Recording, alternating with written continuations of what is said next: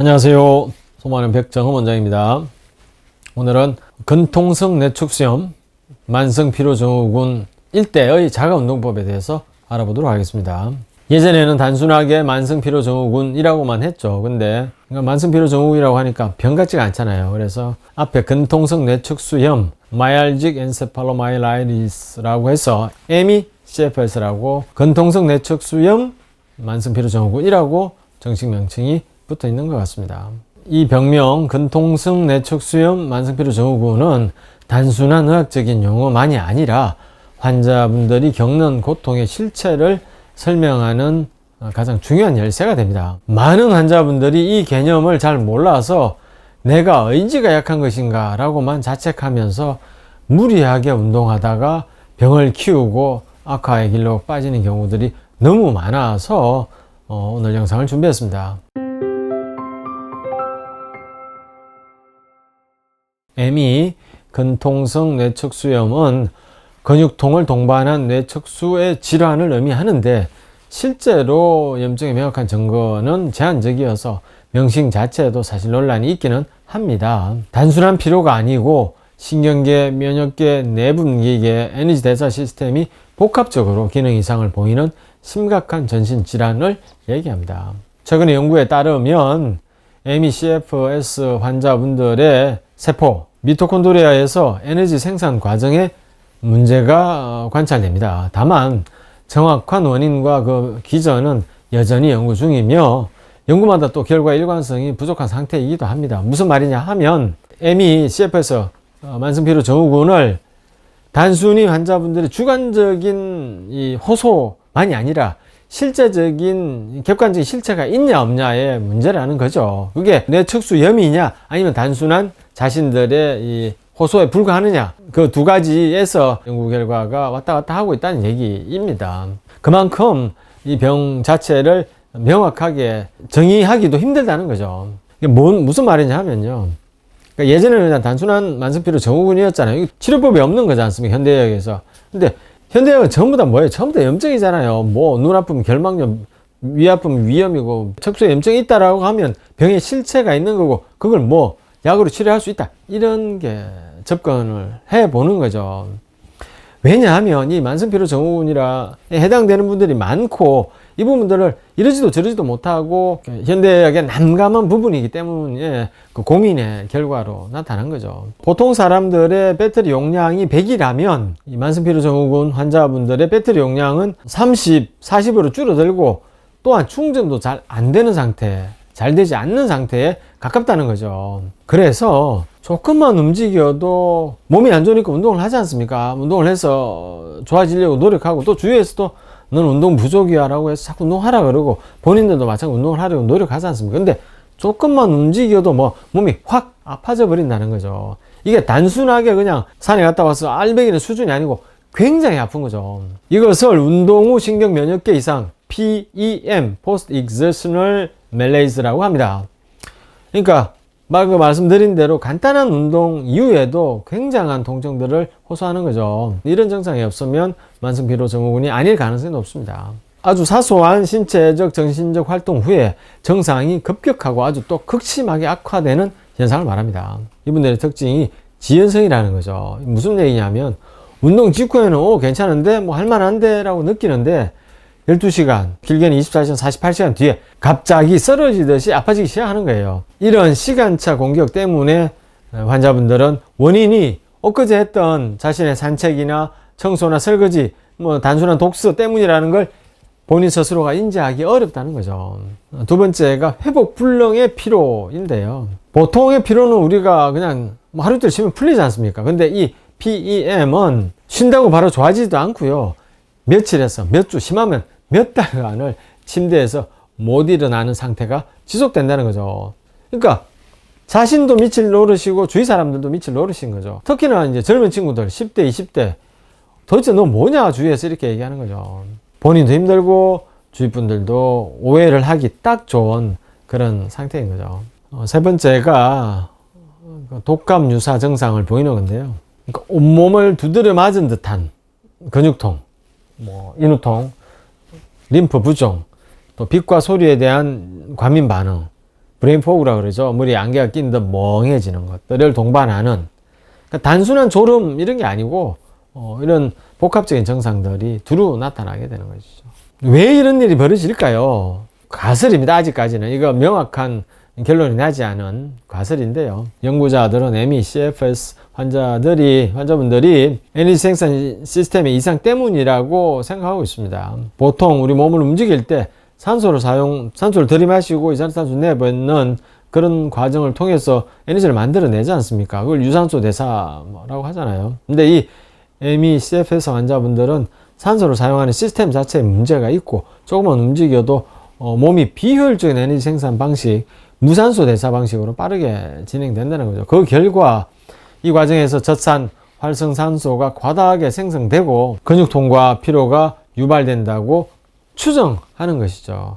그 결과를 놓고 그 결과가 이러하니 아마 이럴 것이라고 추정하는 거죠. 다만 이런 에너지 대사 이상이 원인인지 결과인지 사실은 그 인과관계가 아직까지 명확하지 않습니다.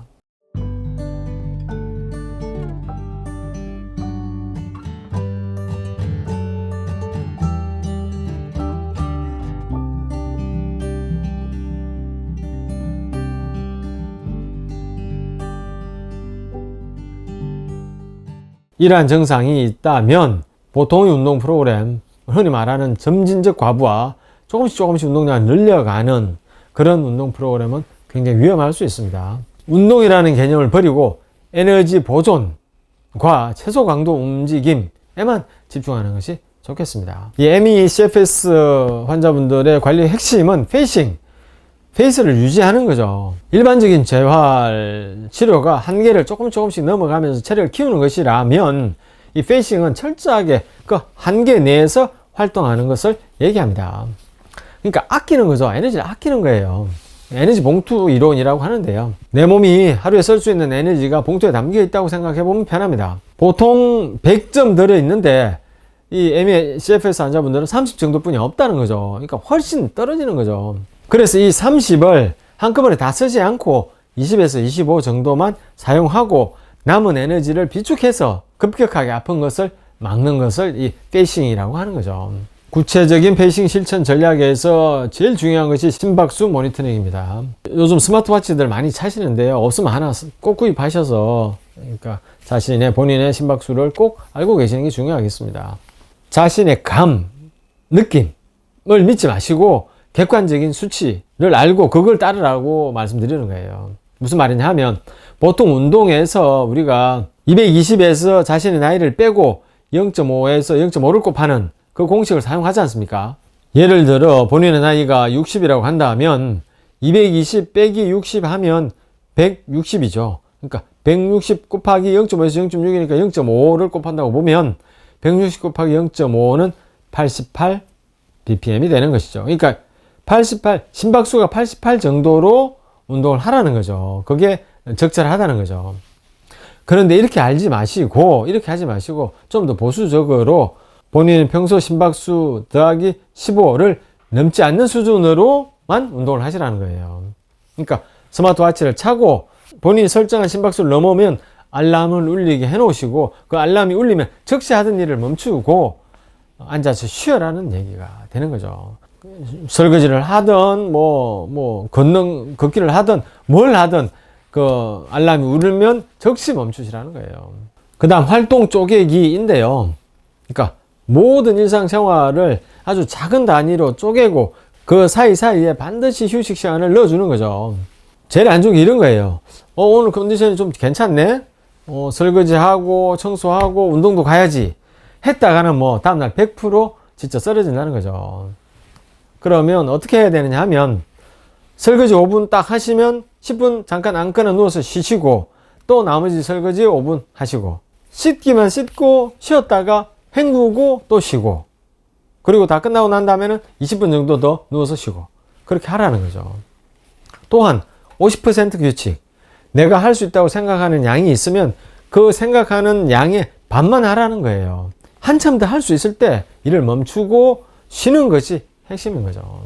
일 다 끝나고 쉬어야지 했다가는 망가진다는 거죠. 세 번째, 진짜 휴식인데요.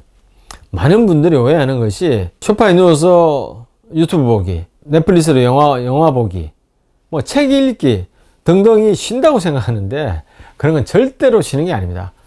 뇌는 계속 에너지를 쓰고 있는 거죠. 에너지를 쓰고 일을 하고 있는 거지 이거 쉬는 게 아니라는 거. 진짜 휴식이라는 건 그러니까 아무리 짧더라도 아무것도 안 하고 그냥 쉬는 거예요. 아무것도 안 하고 빛과 소음을 차단하고 눈 감고 아무것도 하지 않고 편안하게 누워 있는 게 정말로 휴식이라는 거예요.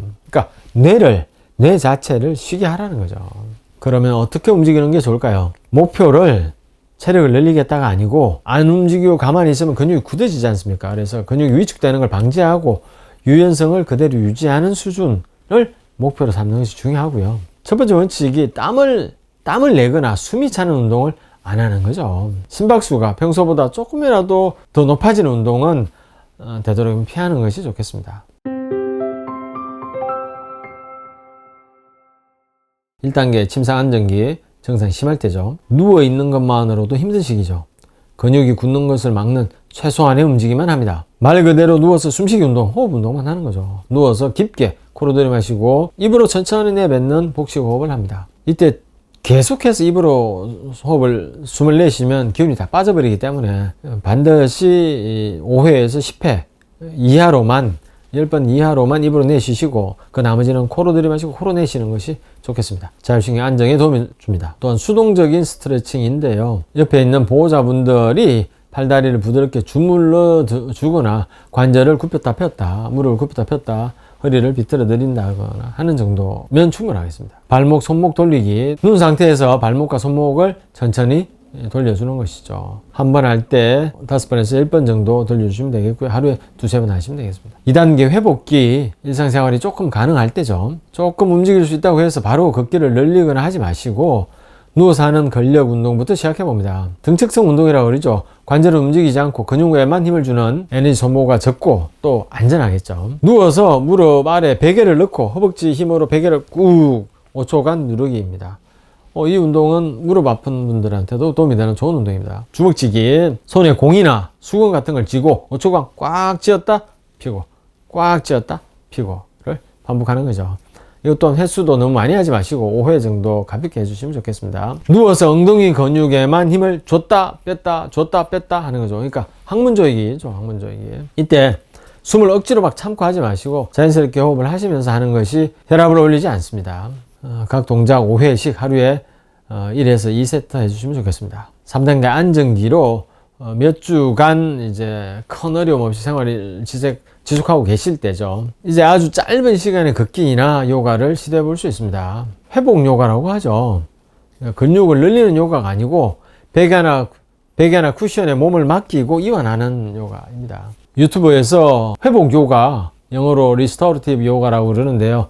검색해서 영상 아무거나 잡고 따라해 보시면 좋겠습니다. 한 10분에서 15분짜리 프로그램부터 시작해 보십시오. 힘이 조금 생기면 마이크로 산책, 아주 짧은 산책입니다. 집안이나 평지에서 1분에서 2분 정도 걷고 5분 휴식하고 1분에서 2분 걷고 5분 휴식하고 잠깐 산책하면 좋겠습니다. 이때 시간을 늘리지 마시고 횟수를 늘리는 게 중요합니다. 그러니까 한 번 할 때는 1, 2분 이상 걷지 말라는 거죠. 그래서 몸 컨디션이 좋아지면 하루에 2번 하던 걸 뭐 하루에 3번 하고 그리고 또 하루에 3번 하던 걸 하루에 4번 하고 이런 식으로 걷는 시간은 그대로 두고 횟수를 늘려가는 것이 몸에 무리가 되지 않겠습니다. 마무리하겠습니다. ME/CFS 환자분들은 반드시 명심하시길 빕니다. 본인들의 의지가 약해서 그런 게 아니고 본인들의 몸에 에너지 대사 시스템 자체에 문제가 생겼다는 거를 아시고 주위에서도 그런 환자분들을 너무 몰아치지 않는 것이 중요하겠습니다. 최고의 치료는 휴식입니다. 휴식도 치료라는 거 명심하시고요. 움직임의 목적은 체력 증진이 아니라 굳은 몸을 풀어주기에 있다는 거 중요하겠습니다. 지금 당장 무언가를 해야 되겠다는 조바심을 버리시고 아주 천천히 조금씩 활동 생활을 쪼개서 조금씩 해 나가시다 보면 어느 순간에는 자신의 생활을 안정적으로 영위할 수 있게 될 것입니다. 몸도 마음도 많이 힘들고 지치실 텐데요. 이러한 원칙들을 참고하셔서 생활에 도움이 되었으면 좋겠습니다. 감사합니다. 소만이 원이었습니다.